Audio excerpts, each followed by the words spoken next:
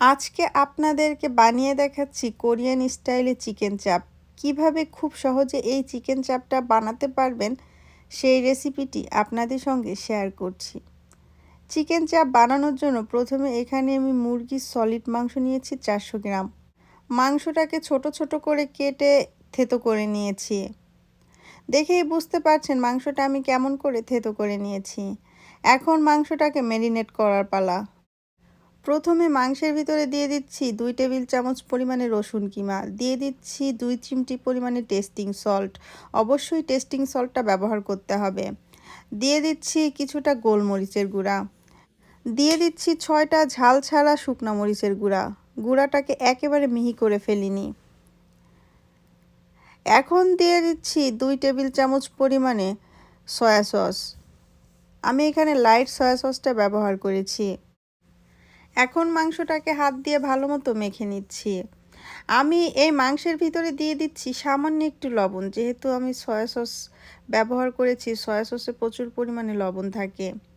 এখন মাংসটাকে ভালো মতো মেখে ঢাকনা দিয়ে ঢেকে রেখে দিব আধা ঘন্টার জন্য। আধা ঘন্টা পরে ফিরে এসেছি, ঢাকনাটা তুলে নিলাম। এদিকে চুলায় একটা প্যান বসিয়ে দিলাম, প্যানের ভিতরে দিয়ে দিচ্ছি 100 গ্রাম বাটার। অপেক্ষা করব বাটারটা গলে যাওয়া পর্যন্ত। বাটারটা গলে গিয়েছে, বাটারের ভিতরে চিকেনগুলো দিয়ে দিচ্ছি। এখন চিকেনটাকে প্রথমে 2 থেকে 3 মিনিট ভেজে নিব।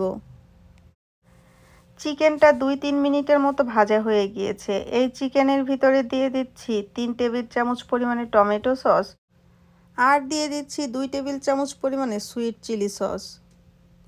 এখন মাংসটাকে ভালো মতো নেড়েচেড়ে ভেজে নিতে হবে। এই চিকেন চাপটা হতে খুব বেশি একটা সময় লাগে না, 10-12 মিনিটের মতো মাংসটাকে ভেজে নিলাম। এখন মাংসের ভিতরে দিয়ে দিচ্ছি হাফ কাপ পরিমাণে পেঁয়াজ কুচি। এখন পেঁয়াজটাকে মাংসের সঙ্গে 1 থেকে 2 মিনিটের মতো ভেজে নিব। পেঁয়াজটা মাংসের সঙ্গে 1-2 মিনিটের মতো ভাজা হয়ে গিয়েছে।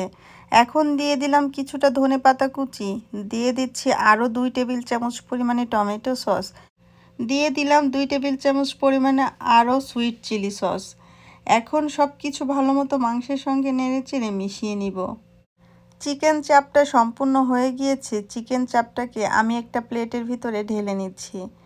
দেখেই বুঝতে পারছেন কতটা লোভনীয় হয়েছে এই চিকেন চাপটা। এইটা দিয়ে রুটি খেতে যে কি ভালো লাগে, আপনারা বাসায় ট্রাই না করলে বুঝতেই পারবেন না। আমার ভিডিওটা আপনাদের কাছে কেমন লেগেছে আমাকে কমেন্টস করে জানাতে ভুলবেন না। আজকে এই পর্যন্ত। সবাই ভালো থাকবেন, আমার জন্য দোয়া করবেন। আল্লাহ হাফেজ।